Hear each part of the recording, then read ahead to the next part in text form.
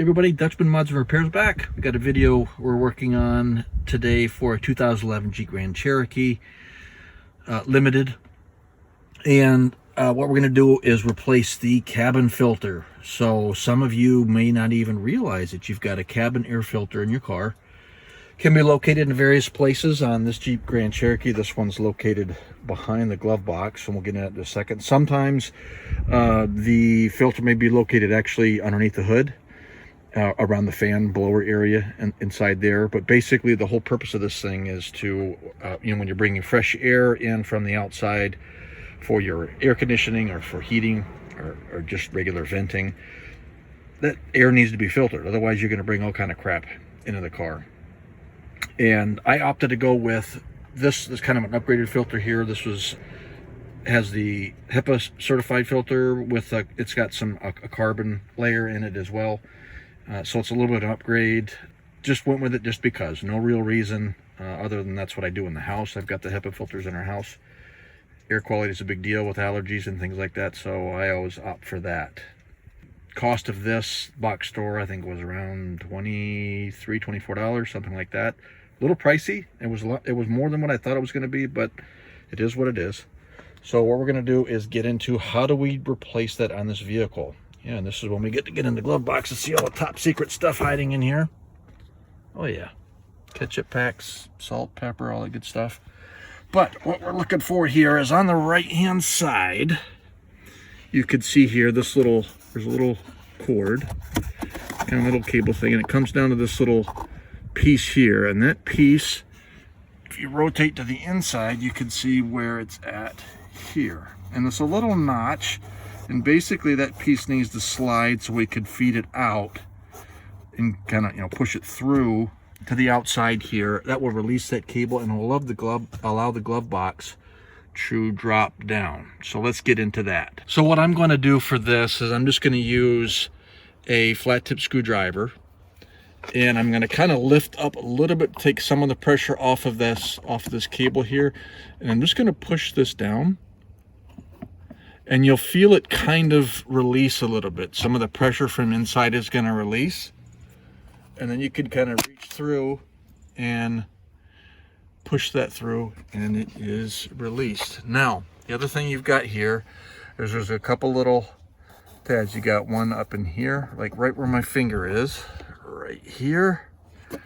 And there may be one on this side as well. But basically what you want to do is you're going to want to kind of push in a little bit on the glove box towards each other to kind of just slightly sandwich that through, because there's a little catch up inside here, and you want to be able to get that past this here so you can let the glove box come down.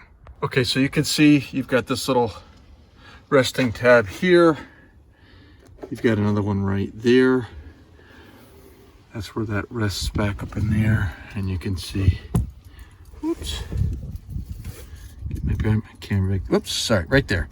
You can see where that one rests there.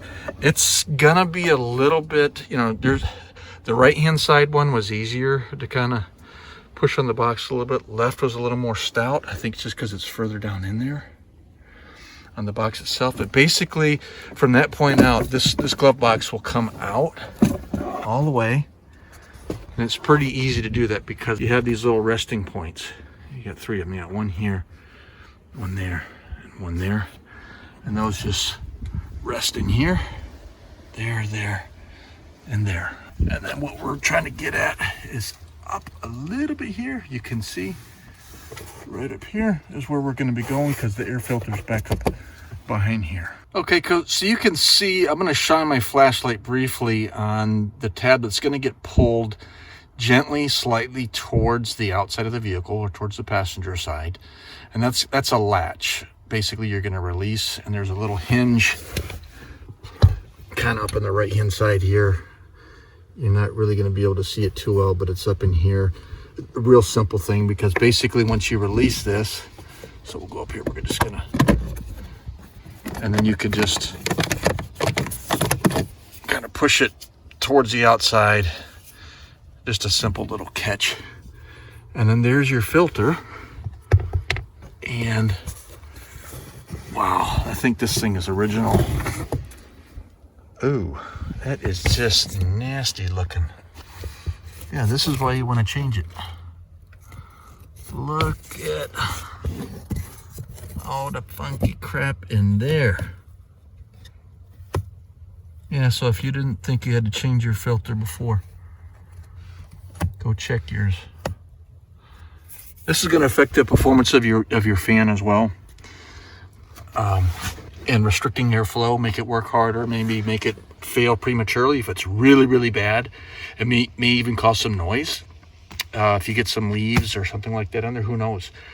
You might get some whistling, or it might even cause the air to try and pull around the outside of the filter, and then you've got actual junk coming inside of the car. So let's get the new one in. All right, so when you're replacing the air filter, be sure that you look across the whole filter to make sure you find out which direction your airflow, which way your filter needs to go based on airflow. When airflow is coming in, it's always going to be, coming in from the outside and coming down. So that's the direction we're going to be going. We can verify that just by the way the old one came out. See, the airflow is down, and that's exactly how we took it out. And I can tell you the difference just by, this filter here's like kind of stiff, and this one here is actually quite flimsy, not like the other one there. So we're gonna just take it, and we're just gonna work it in there. Just like that, and then we'll get the hinge back on. So when you're putting the basically the filter retaining panel back in, the hinge on the right side, you'll need to finagle with that a little bit, because unless you've got someone to help you, like in my case, I'm trying to hold the camera while I'm doing this, and it's would be hard for me to show it. But basically, I had to kind of get my hands up in there a little bit, kind of finger it around till that latch got hooked up in place. And I'm going to see if I can demonstrate just how, oh man. Okay.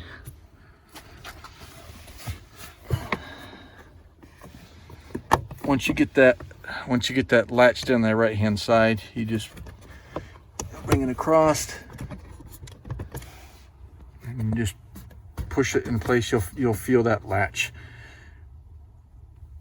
kind of very, very lightly click in place, and you've got your new filter in there.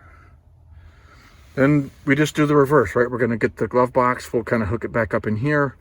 We'll lift it up, and we'll kind of sandwich the glove box together just a little bit. Don't crush it, because you don't want to break something, especially on an older vehicle. Plastic does age and gets brittle.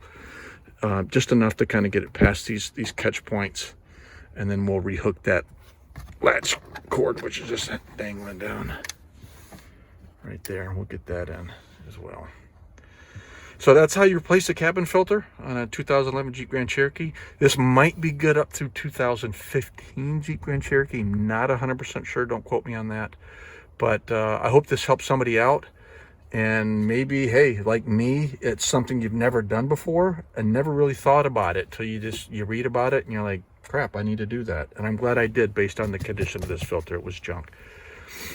Give us a thumbs up if you liked the video, you found it informative. Got any questions or comments, constructive ones, like I always say, please leave those down below. Any questions, I will do my best to get back with you on those. Feel free to subscribe to our channel. It'd mean a lot to me, a lot to us, and we hope you have a good day.